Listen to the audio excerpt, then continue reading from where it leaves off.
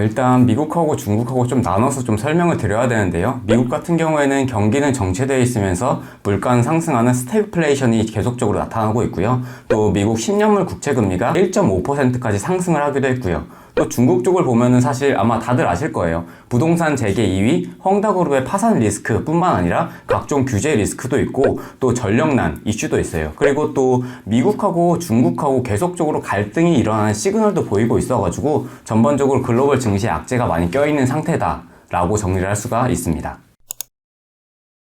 일단 아무래도 지금 시장이 좋지 않으니까 워렌 버핏의 경제적 혜자가 있는 기업에 투자하는 MOAT, 모트라는 ETF를 좀 추천을 드릴게요.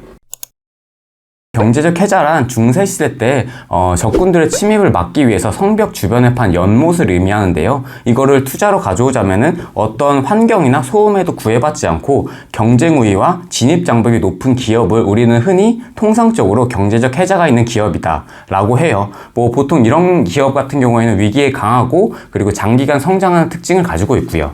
경제적 혜자의 기준은 총 5가지로 나뉘는데 첫 번째는 전환비용, 두 번째는 무형자산, 세 번째는 네트워크 효과, 네 번째는 비용 우위, 다섯 번째는 효율적 규모인데요. 하나하나 좀 설명을 드릴게요. 먼저 전환비용 같은 경우에는 말 그대로 A라는 선택지에서 B라는 선택지로 전환할 때 드는 비용을 말해요. 예를 들어서 제가 갤럭시 삼성 스마트폰을 사용을 하고 있는데 아이폰으로 바꾸려고 하면은 갤럭시 버즈도 바꿔야 되고 탭도 바꿔야 되고 노트북도 바꿔야 되잖아요. 이런 게 전부 다 전환비용이라고 생각을 하시면 되고, 무형자산 같은 경우에는 해당 회사가 갖고 있는 브랜드를 생각을 하시면 쉬운데 대표적으로 스타벅스나 뭐 애플이나 코카콜라 이 로고만 봐도 사실 우리가 스타벅스에 가고 아이폰을 사고 펩시가 아닌 코카콜라를 먹잖아요. 그리고 세 번째는 네트워크 효과인데 네트워크 효과는 사용자가 사용을 하면 할수록 더 사용을 할 수밖에 없는 효과를 말하고, 대표적으로 구글을 생각을 해보시면은 우리가 검색을 구글에서 참 많이 하는데 구글에서 검색을 많이 하면 할수록 데이터가 쌓이게 되고 알고리즘이 고도화되면 우리는 더 이용을 할 수밖에 없겠죠. 네 번째는 비용 우위인데 이거는 경쟁사 대비해서 싼 값으로 물건을 공급할 수 있는 우위에 있는 기업을 말해요. 예를 들어 월마트와 코스트코와 같은 기업이 기업 규모가 있고 규모의 경제를 살려서 싼 값에 제품을 공급할 수 있는 걸 보면 알 수가 있고요. 다섯 번째 효율적 규모는 제한된 규모의 시장에 이미 독과점하고 있는 업체들이 있어서 신규 시장 참여자들이 아예 진입조차 못한 효과를 말해요. 대표적으로 담배 산업으로 하면은 필립 모리스나 KT&G와 같은 기업이 담배 산업에서 독과점의 지위를 차지하고 있는데, 이때 신규 시장 진입자가 담배 산업을 한다고 시장에 참여들면 굉장히 힘들겠죠. 그리고 모트 ETF는 이런 5가지 경제적 혜자 기준을 고려해서 투자를 하는 거고요.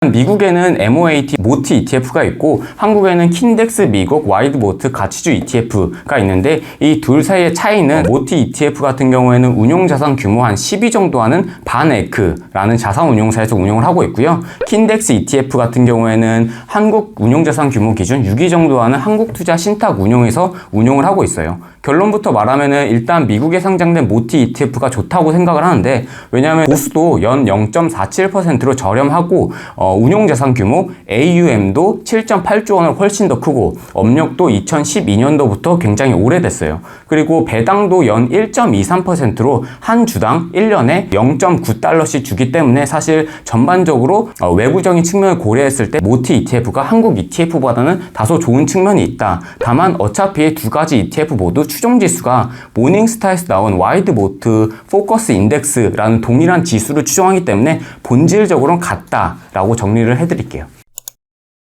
일단 구성 종목은 보잉, 구글, 머크, 웰스파고, 셀즈포스, 마이크로소프트 등 우리가 아는 익숙한 기업이 많이 포진이 되어 있고요. 그리고 업종은 사실 S&P 500에 있는 11개의 업종이 비중은 물론 조금 다르긴 한데 균형 잡히게 포진이 되어 있고요. 그리고 국가별로는 미국에 100% 투자가 되어 있어요.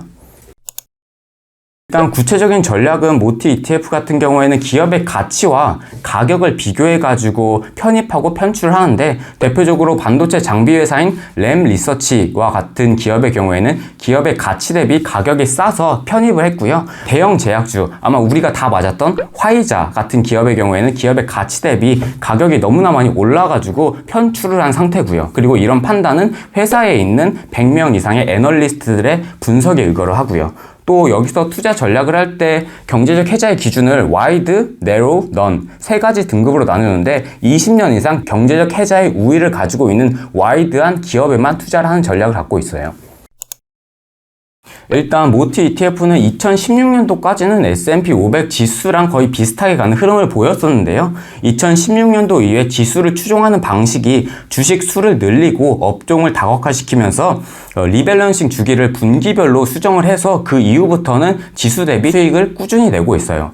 또한 모닝스타, 와이드 모트, 포커스 인덱스 대비 S&P를 비교를 했을 때 1년 이상 투자를 했을 때 67.8% 이상의 확률로 S&P 500보다 더 나을 확률이 있고요. 3년 이상 투자를 하게 되면 84.8%, 그리고 5년 이상 투자하게 되면 93.1%의 확률로 더 좋은 성과를 이룰 수 있으니까 장기 투자를 하면 할수록 더 성과가 좋은 ETF다 라고 정리를 할 수가 있어요. 2007년부터 2020년까지 연평균 수익률을 비교를 해봤을 때 미국 시장 지수가 9.82%인데 반해서 해당 지수 같은 경우에는 13.05%거든요.